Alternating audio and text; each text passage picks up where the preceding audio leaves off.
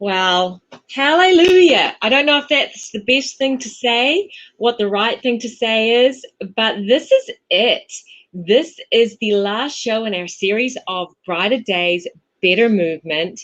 And we've been here since the start of this year as we've been here to help people with their journey through to the summer solstice, the longest day of the year, which I do hope people have some fun plans for. That is this coming Sunday. And we want to hear from you. What do you plan on doing to celebrate on that day? Whether you want to put something in the comments now or post something in social media, let's make this Sunday the most magical, brightest, longest day. And just to help you on that journey, today I am joined by a colleague and a friend and a physical therapist, Michelle Fuleky. Michelle, welcome to the show. Thanks, Michelle. It's so great to have you here. And what a great way to end the show. It's like the Michelle and the Michelle show. And Michelle told me as we were getting ready that we're going to try and get the most possible listeners on the show. So if you're listening, let's break a record. Let's finish on a high. If you are here, please let us know. Put a comment in the comment box. You will go in for an extra drawing because we are giving an Echo away today, one of those Amazon Echoes. But I'll tell you what, if I know we've got at least 50 comments, we're going to give away at least one, if not two, of our Hyper-Ices. Now, that is a surprise. No one knows about that, including the team that's working with me, who are probably cringing right now. But if you're wanting to win one of these things, the Thera-Ices, these are those vibrating guns that are really awesome, especially if you tried rollerblading for the first time or you're in the garden and you've got sore muscles. If you want to be in to win, get some of your friends to join in. Let us know you're here in the comments, and we might consider giving away one or two of those as well today. So join in through YouTube, Facebook, or through our website right below, performanceptri.com/live. And now I'm going to try and be quiet and hear from Michelle. Michelle, you've got through the pandemic, which I feel is in the past. You've learned a lot through it. We all have. What is the thing that you have learned the most through the pandemic that you're most excited to tell people about? Well, as we were going to talk about today, gardening is one of my newest hobbies. This is my first garden this year, so I am by no means an expert. You can see my lovely tomato plants. My dog Cole got me through the pandemic with my husband. Yeah, and we did a lot of DIY projects in our new house also. Well, it looks like you've got a raised flower bed. That's where you're doing your planting. So I have a couple of questions. One, tell us a little bit about building a garden, and do you need to do a raised bed like that? How do you went about it? And also, I want to hear flowers, vegetables. I want to hear a little bit more about your garden. All right, so we were really lucky. We moved into this house last summer and there were already 2 raised beds there. But by the time we moved in, it was late July, so it was a little too late to plant our garden. So it's something I've been dreaming about since last summer. So I didn't actually have to build it. Basically, we took the dirt that was already in there, dug it up, took some out, put some compost in. And I also have a friend that just graduated from the Master Gardener program at URI. And so what I did was call my friend. She came over, I bribed her with wine, and we laid out what my garden was going to look like. And so I have 7 tomato plants. In the middle there, the picture you saw, I have basil. And then I have another raised bed next to it that has lettuce and green beans, broccoli. I also planted cucumbers. They're now looking so good. So I gotta call my friend. And then I also on my deck have a bunch of different types of herbs. So we did more basil, mint, thyme, oregano, rosemary, cilantro, lots of good stuff. Love it. Love it. Well, I love talking about gardening because I enjoy gardening myself as well, because I love obviously growing things. I think we all do. But there's another part of it, and that's the movement component. When you're gardening, there's a lot of bending, there's a lot of lifting and twisting and all different moves. And one of my problems is I get in the garden and I start weeding, and it's 3 hours later, and I've been on my knees for 3 hours, and then I'm like, oh. Talk a little bit about some of the strategies that gardeners or newer gardeners out there can utilize to make sure that they don't move like me after 3 hours of being on their hands and knees weeding. Absolutely. So, and I was guilty of this myself the first day I was gardening, and that's why I wanted to talk about it. Is it's easy once you get weeding to go around your yard and start pulling the weeds up and bending over from your back, and you get tired. So I think one great strategy is changing the way you're moving throughout your gardening. So not staying in the same position for 3 hours, but getting a pad and kneeling for part of the time, and then having a stool beside you and switching to sitting on that stool, and kind of mixing up that movement. So maybe you're working in your raised beds for 30 minutes, and then you get up and you go grab some water to make sure you're staying hydrated because you're probably out in the sun. So keeping hydrated, and then going to check on if you have flowers on the other side, or checking on your grass, and kind of going back and forth and not just doing the same thing for a long period of time. And I think you bring a great point. It's that message that we bring up, whether we're talking about the office worker, when you're sitting at work all day. It's those sustained positions and those repetitive motions that can actually cause the most stress on our muscles and joints. And when we say, oh, I can't run or I can't sit all day, it's because our bodies just aren't made to be doing the same thing constantly. Now, that I shouldn't have said that about running, because running is different, but it's like when you suddenly jump to running and go for a 5-mile run when you haven't run for a long time, your body's not accommodated, ready to do that.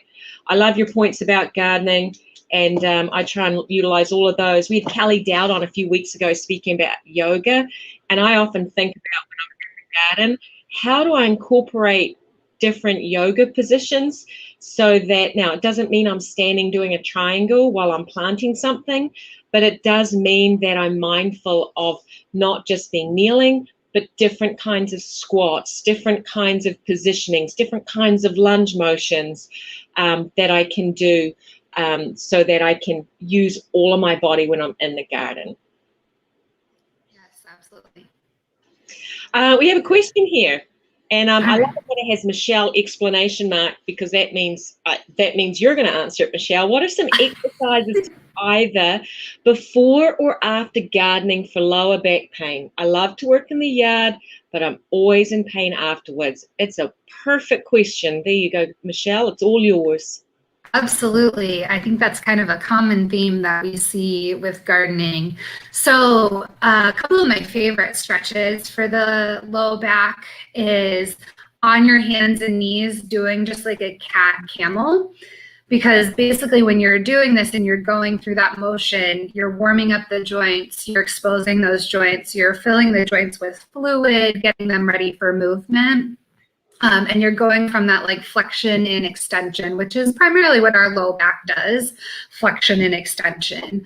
The other one I really like on your hands and knees is rocking back into a child's pose. So bringing your bottom down towards your heels and then coming back up and going back down and coming back up. And then at the end, after you've done about 10 reps of those, then you can kind of just sit there and hold it and do some of your breathing. So some deep breaths, just getting those muscles to relax. If that feels well, you can also take your hands and move them over to one side. So if I move them to my left, I'll feel more of a stretch on my right, and then vice versa also. It's great to do before you garden, and then even after your garden, just to stretch out those joints that you just worked.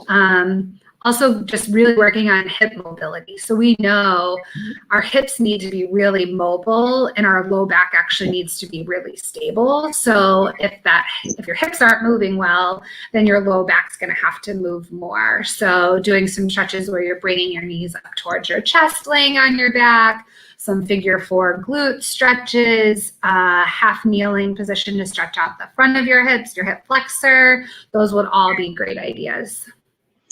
Lots of great ideas. Brian Hay adds to that. I'd love to see Brian in the garden and say you forgot and you did keep doing the same thing. What can you do to prevent any soreness the next day? Great question, Brian, and thank you for listening.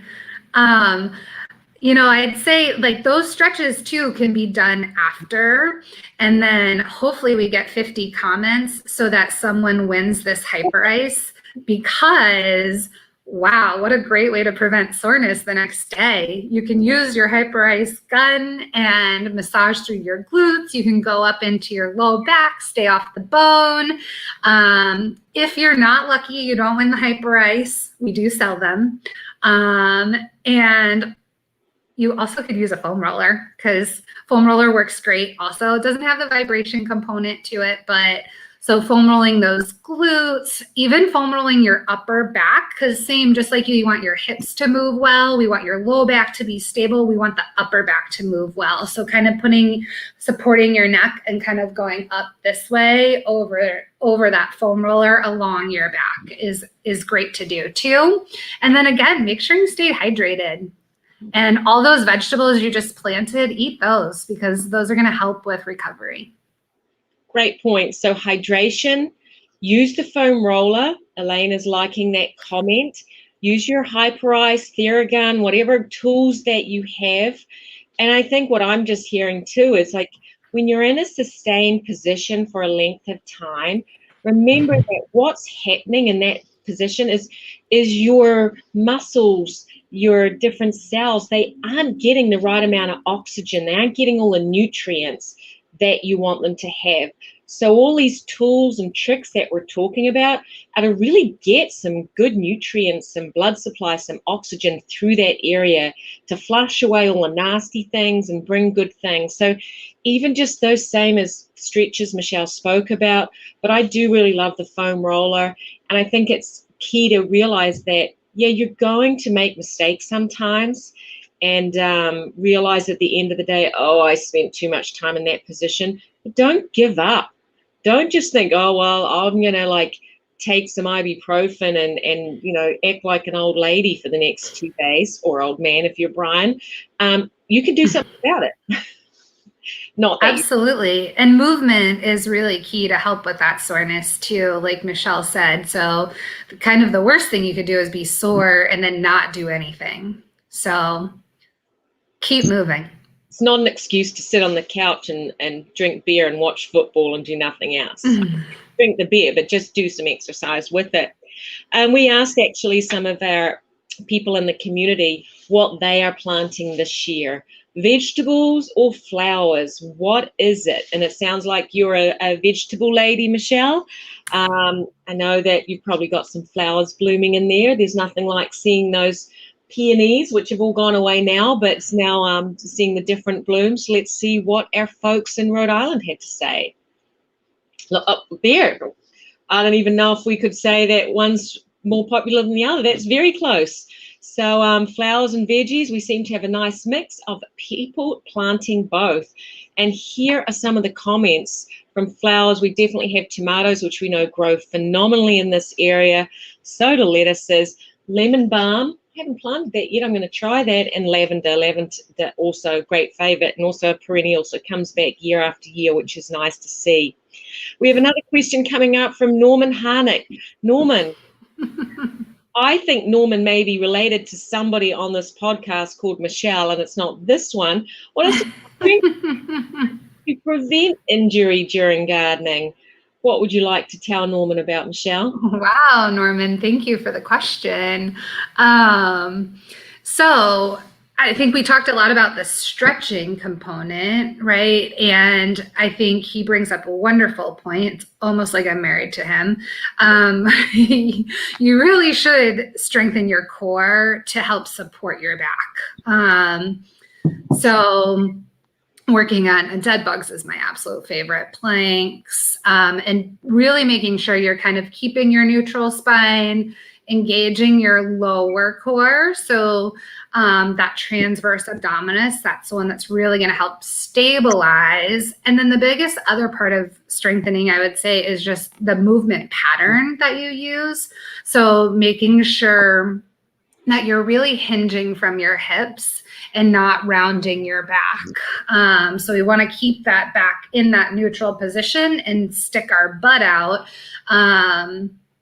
So even working on your squatting form and doing some repetitions, you don't really need to do a high load for this, right? It's more about when you're gardening the endurance of the muscles.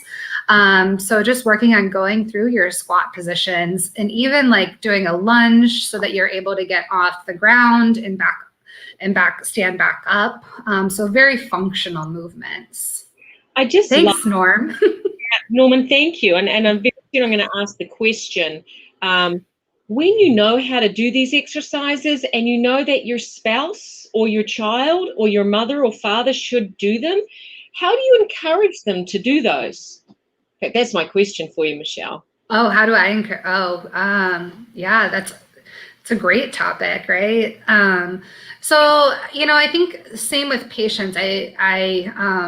And, we put out a monthly skills for our therapist, and this was our month's skills, is talking about motivational interviewing. And, I think for everyone, it's really finding out like what motivates them and really relating it to that and kind of breaking down the tasks. So what do we have to do to garden? We know we have to be able to squat to get down. So just showing like that's why squats are important, and being able to get up and down off the ground. I hear a lot of patients, that they have a harder time gardening now than they did before because getting up and down from the ground is difficult.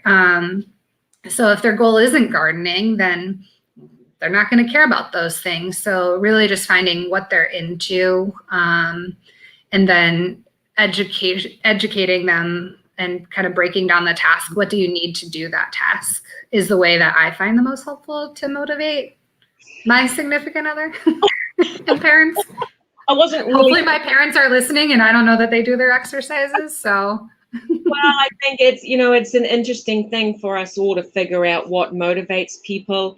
But you bring up a great point, is so often when we're talking about physical therapy or exercise or motion, we really just want people to be able to do the things they want to do and be happier doing them.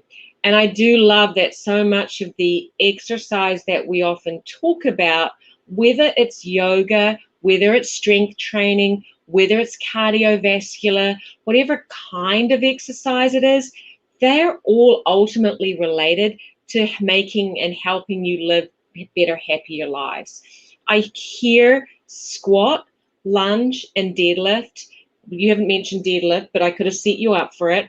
Come up again and again and again, because these are such fundamental motions that not only optimize our mobility and our flexibility, but also our strength and our core stability and our hip mobility. But these are the things that we use every day, from getting on and off the ground to gardening, to being able to tolerate sitting for a length of time. If you work at a desk, it always comes back to those sort of fundamental motions and all the variations you can do with them. So any of the listeners out there, whether you're a gardener or not, just remember those moves: your squat, your lunge, your deadlift. Like, those are, to me, they're just so important. And obviously plank push-ups, these all different ones, but they do so many things. We've got some questions coming through, and I love hearing from Diane. We do exercise. That might be I always love it when parents come on here. And Diane, good for you. I appreciate hearing that Michelle's motivational skills and her knowledge have helped you. Elaine Pavo is out there saying she enjoys walking, but lately the bottom of my heel has been bothering me. Any tips? We've talked about these different strengthening exercises, and I do think too that people are getting outside now. They're walking more, they're moving more, they're doing things they want to do. We're going to start seeing some of these aches and things that come up. Knee pain is a common one. hips, and obviously heel, foot, and ankle. So let's jump onto the heel. And Michelle, you want to speak a little bit to what Elaine may be referring to?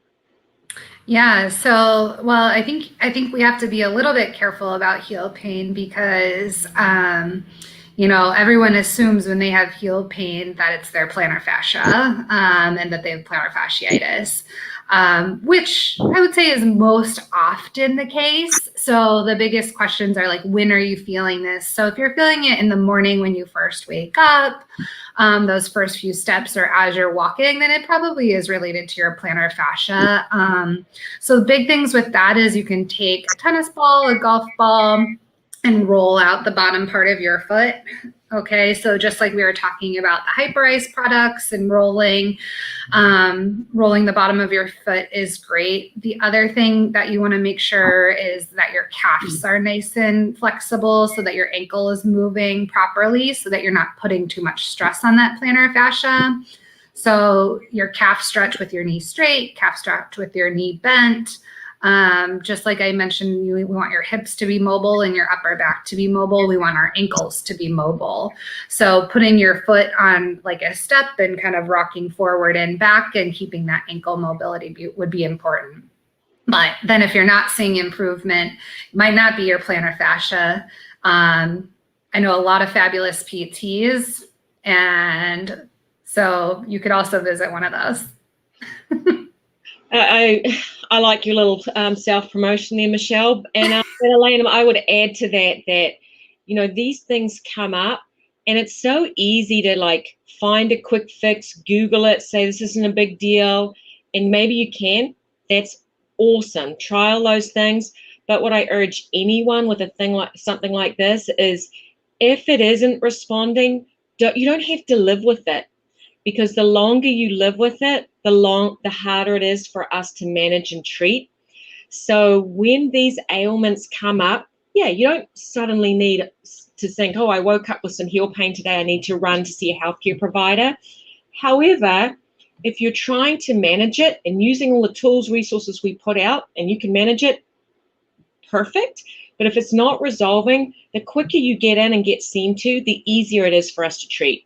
Because the longer you have something like, if it is plantar fasciitis, you get scar tissue, you get what we call secondary impairment. So with that pain, you start to then get some weakness, then other areas, other joints stiffen up, and you get this cascading effect. Then you can't walk as much. Then you start to put on weight, and then you get these other healthcare things. So my message to everyone is like, do whatever you can to manage them, use all the resources. But if you can't, you don't have to live with it. Get on top of it and don't put it off. Otherwise, it turns into way more than just, I've got a little heel pain. It can be a whole lot more of a problem. So I hope those tips help out. But if they don't, Elaine, you know where to find Michelle or any of the others. Also check on your footwear. That can make a difference. And just remember, when you have something like developing heel pain, it's often overuse. Your tissues aren't used to this added stress. So we got to figure out ways to minimize that stress and address that inflammation. Lockie, great point here. Loki or Lockie, I apologize if I say your name wrong. Does a raised garden bed is helpful if squatting is an issue? I mean, you kind of said it yourself, Loki. I think that's a great point. Yeah, I completely agree. Yeah, the higher something is, the lower you have to go down. But again, I think with the raised garden bed, too, having a knee pad and being able to kneel, just easier to reach. You don't have to bend over quite as far. And then same, having a stool and sitting on a stool. I actually found this product that I thought would be really helpful to show today. So it's a stool that moves on wheels. And man, I wish I would have invented that.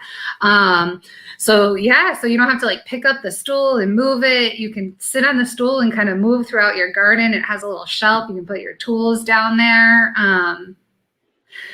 But yes, the higher something is, the easier it is. I kind of want one of those. Me too. I haven't ordered it. Only $30 on Amazon. I may, after each one of the shows, I tend to go into Amazon, and I have, got got together now kombucha making kits. I've got myself some rollerblades. I've been looking into how to start beekeeping, all because of the things that I've learned from doing these podcasts. And so for all of you out there who are looking for new hobbies or advice on new things, I would say go to our webpage, that performanceptri.com/live. You can hear from all of the past guests, and you will learn about all different activities and hobbies and things you can do, as well as the movements associated with them, so you can be successful with all of those things. And of course, there's some more traditional things to do with strength training at home or in the community, how to get running again, walking programs. So all sorts of what you would expect there, plus a few surprises in there. All right, let's see who's going to win our Echo today. We are going to bring in our people in the background helping out. Sarah or Nick will join us. We are giving away an Echo. We'll do that first, and then we may give away something else. I think we need a couple more listeners. So for all you people listening, feel free to share this and get some others out there. All right, the Echo. Who is going to be the winner of our Echo today, Sarah? All right, the winner of the Amazon Echo is Ashley Wall. All right, congratulations, Ashley. We'll be reaching out to you. And Sarah, get ready. We'll get you back in a few more minutes, because I believe that we do need to give away one of the TheraIce products. We probably don't have a picture here from it, since I just bought this up today. But again, these are really great tools to help you if you do have aches and pains after, or to prevent, or to warm up, all of those kinds of things. So Michelle, an exciting move coming up for you. You haven't been at Performance too long. You started during a pandemic. There's nothing like starting a new position or a new role in the midst of a pandemic. And it took us a while to see actually what your face looked like. So it's nice to actually see your smile. There's another reason why you should be smiling, and so should our community in South County. Do you want to speak a little bit about what's coming to South County? Absolutely. We're really excited. So Performance is opening a brand new clinic in South County Commons in Wakefield, Rhode Island. So for all of you that live out in South County, we should be opening very soon, and that's where you'll find me. So if you have any questions, I'll be there. You can stop in, see the place. Yeah, very exciting. And I am excited because it is a beautiful facility. We've built it out, and I anticipate we will be opening there sometime in July. We're just figuring out the final dates at this stage. Tell us a little bit more about your past and the kinds of patients that you like to take care of, and any specialties that you have, Michelle. Yeah, absolutely. So I have been a physical therapist for 10 years. I really started my career working with high school athletes. And so that is a population that's very near and dear to my heart, one that I love to treat. Any sort of sport. I played tennis in college, and so that's where my heart always is. But really, if you like to move, and you're motivated, it's great. I also have worked a lot with runners, so have a lot of expertise in that area. And then I recently became Women Health certified, so I do pelvic floor physical therapy. So for any sort of pelvic pain, incontinence, pre-pregnancy, getting you ready for pregnancy, and then postpartum also.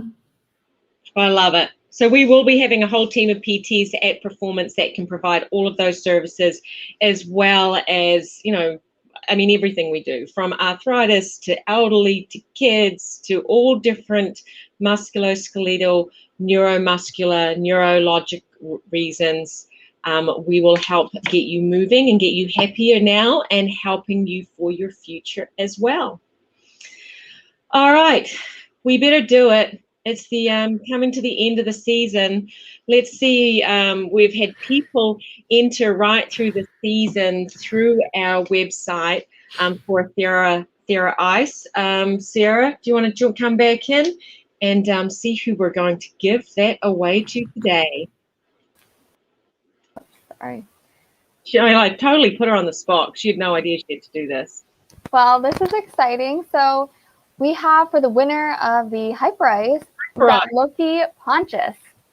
Nice job. Well, even better that we've got someone who's on the show listening. So congratulations, Fuleky Pontius. You joined us. And do you like the way that I combined Theragun with Hyper Ice and called it a Thera Ice? So that's the biggest faux pas. I took the top two probably most well-known brands in this kind of tool and merged them together. I'm not sure what the Hyper Ice or the Theragun people will think of that. But anyway, maybe it's a shout out to both organizations. But what we gave away today was the Hyper Ice. So Fuleky, congratulations. We will be reaching out to you for that. All right, it's the end of the season. Michelle, you get the last words. 10 to 15 minutes, 10 to 15 seconds of advice, 10 seconds. But if you go slightly over it, it's okay. I'm not going to cut you off. It's all yours. All right. So I would say just find a hobby that you like to do and make sure it involves movement. Stay hydrated, eat well, recover through stretching, and keep moving. And if it hurts and you're not improving, make sure you seek advice sooner rather than later. Because like Michelle said, I hear it all the time. I wish I would have come sooner. I can't believe how good I feel. All right. I hope we will hear or see from many of you people out listening. Michelle, I will see you soon in your new clinic. For everyone else out there, please stay tuned. We will have a new series coming up, but I really hope you will enjoy the series of Brighter Days Through Better Movement. I've really loved doing it. I've learned a lot. Feel free to check out some of the past episodes and be well to our community. Be well and enjoy the summer ahead. Thank you. Thanks, Michelle. I'm going to be playing footy. The extra 6 hours of sunlight, I'm going to play with my dogs outside. Go for a walk. I'm going to go kayaking. I'm going to go to the beach. I'll meditate with my crystals outside in the sun. I will be chasing my daughter around because she's not convinced it's bedtime yet. I'm going to work out and I'm going to have some picnics and eat a lot. I'm going to take my dog for a walk and enjoy the weather. I'm going to go to the beach. Go for a run and walk my dog. Gonna go hit my favorite trail and try and catch the sunset. Maybe play some frisbee. Paint outside. I'm going to try to locate Sal to see what he's doing for his extra 6 minutes of sunlight. I'm going to play with my dog for the extra time this summer. I'm planning on spending it outside in the yard. I'm going to spend a lot more time outside with the kids. With my extra time in the sun this summer, I'm going to retake up running. I'm going to golf. Hey, Ryan. Hi. What are you going to do with your extra time in the sun this summer? In the sun? Probably just golf. Go to the beach. I think I might go fishing with my father and brother. See if we can actually catch something this time. But ultimately just spend more time outside in the warm weather in shorts and a t-shirt and find some time just to kick my feet up and do absolutely nothing with that extra time that we have. I'm going to go to the beach. I'll go on my boat and go fishing. I'm going kayaking. Take Layla and Birdie for a walk. I'm going to push my dog in a carriage. This summer I'm going to take care of my goats on the farm. I'm going to go to the beach. I'm going to create more viral TikToks. That's what I'm going to do with my extra time. I'm going to stretch 3 times today. I'm going to go outside more and go play soccer. Getting ready for playoffs. Woo! I'm going to celebrate by getting ice cream. I'm going to sleep in and go to the pool.